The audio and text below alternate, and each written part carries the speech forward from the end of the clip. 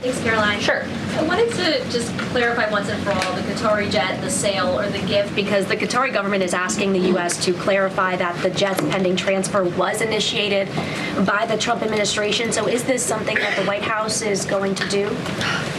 The amount of questions we've received, and we've been incredibly clear, and I have answered this, the president has answered this, the Department of Defense has answered this.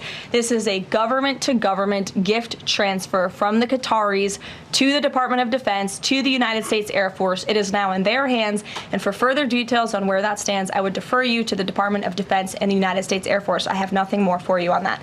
Deanna. Ugh, isn't it so annoying when reporters insist on asking so many questions about the same thing? Like, I'm sorry, but can a president accept a $400 million jet from a foreign government in clear violation of the U.S. Constitution without all of these journalists nagging about it over and over again? God, it's like they're obsessed. Now, I get that Leavitt is spewing the same excuse over and over, but saying it a lot of times doesn't magically make it true. First of all, this was not some unprompted gift from Qatar to the US government. There was an entire New York Times report outlining how Donald Trump wanted a plane, found this one, and had Steve Witkoff sent over to Qatar to get it. Quote, so Mr. Witkoff got in touch with the Qataris to ask about the plane. By mid-February, Qatar had agreed to send the jet to Florida when Mr. Trump was at his Mar-a-Lago resort so he could see the plane firsthand. So again, less an unprompted gift and more Donald Trump making it clear that he wanted it and getting it. Second of all, the likelihood that this plane will ever be used as Air Force One is slim at best, as it'll take years to retrofit and make it acceptable for Air Force One standards. And even if it is eventually used as Air Force One, it'll cost nearly $1 billion to retrofit. And of course, we've got an actual Air Force One set to be delivered in 2027. In other words, they're going to spend $1 billion to retrofit this Qatari 747 to be used for, what, a year before the actual Air Force One is delivered? And then what happens to this newly renovated Qatari 747? Does the Department of Defense keep it? Of course not. It'll go to Donald Trump after that. Meaning when Leavitt says that this is a government-to-government gift, she is full of shit. She knows full well that this plane is going to Trump, but not before taxpayers foot the bill for a $1 billion retrofit on a plane that'll be used for 1 to 2 years at most. It would be impossible for this grift to be any more obvious. In fact, it's so obvious that now other Republicans are being forced to answer for their lack of a response to Trump's shameless grift. In particular, I'm thinking about the $400 million jet that was given to Mr. Trump. I'm thinking about the meme coins and the dinner at the White House. I'm thinking about the Liberty Fund and the Ponzi scheme and the billions of dollars that are coming into there. So there's lots of reasons why somebody like you might be silent. You might be scared to say something. You might actually like to see the corruption. I know there are some that are making a lot of money from it. Or you might not care about it. Could you help me understand why you are silent about this corruption? Well, first of all, Steve, thank you for the question. I think it's really unfair to imply that I like to see corruption in Washington, D.C. I reject that premise wholeheartedly. I am here answering your questions in public because I care about transparency. Just a minute, I'm going to answer your question. I care about transparency and accessibility and doing things the right way. I was actually just named to the House Ethics Committee because I do things the right way.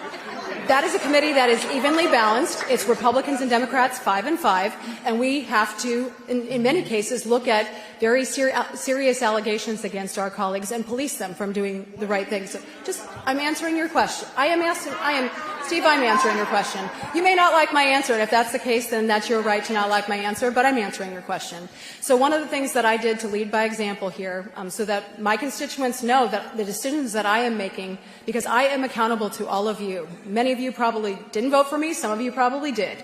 What I think is important is leading by example. And so when I was named to the House Appropriations Committee, for example, I want to make sure you know that any decision that I make, any funding request I make, is not something I'm going to get a kickback on. So my husband and I actually sold all of our publicly traded stocks. I'm not making stock trades to make money while I'm in Congress. I'm not doing any of that stuff. The other thing I think is important is following the rules. And so when you look at what happened with that plane, everything was followed ethically. It was given to the Department of Defense. And what I think is important to note in this bigger conversation is there is going to be a look at make sure that plane is safe for us to use. Ultimately, that's my biggest concern with any sort of plane like that.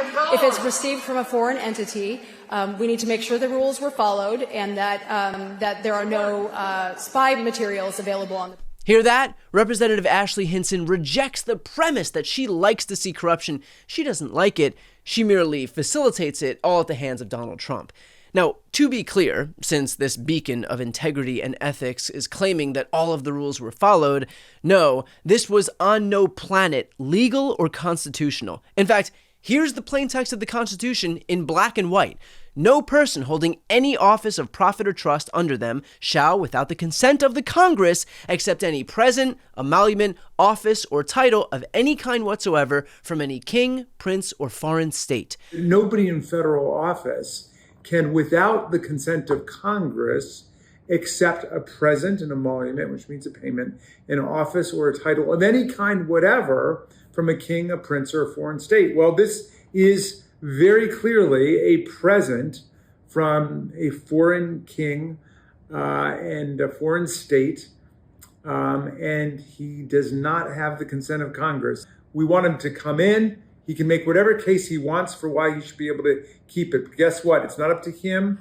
It's not up to Attorney General Bondi. It's not up to his family. It's not up to the Secretary of Defense. It's up to the Congress of the United States. How do I know that? Because it's in the Constitution. Now, there was no vote in the Congress for Trump to accept this plane. It was simply a gift from Qatar to Trump, wherein Trump accepted this plane that'll ultimately go to him in his personal capacity in the end. And if the roles were reversed and a Democrat was in the same position as Donald Trump is, something tells me that Ashley Hinson and every other Republican in Congress or the political zeitgeist would suddenly have plenty of issues with this idea of a president accepting a full-blown $400 million gift in blatant violation of the Constitution. But because it's Trump, these chicken shit lawmakers suddenly forget all of their responsibilities contained within their oaths of office. And yet, this is what you get with today's Republican Party. A bunch of groveling, obsequious, fawning sycophants, each jockeying to insert themselves farther up Trump's ass than the next person. There is nothing I can say that will ever shame them into doing what's right. The only option then is to beat them at the ballot box and make sure that they are no longer a viable political party. The future of our democracy quite literally depends on it. Before you go, if you enjoyed this content and you want to see more and support independent media, please subscribe to this channel. The subscribe button will be right here on the screen. But second, the reality is that we are now in a political environment where this administration can lean on any of the social media platforms to suppress certain voices if they don't like critical coverage.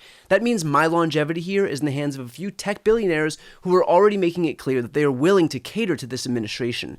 To that end, signing up for my newsletter is a way for me to reach you directly if that ever becomes necessary. I'll put the link right here on the screen as well, so please sign up. It's free, but there's also an option to do a paid subscription if you'd like to support me and my team. I really appreciate it. Thanks so much for watching.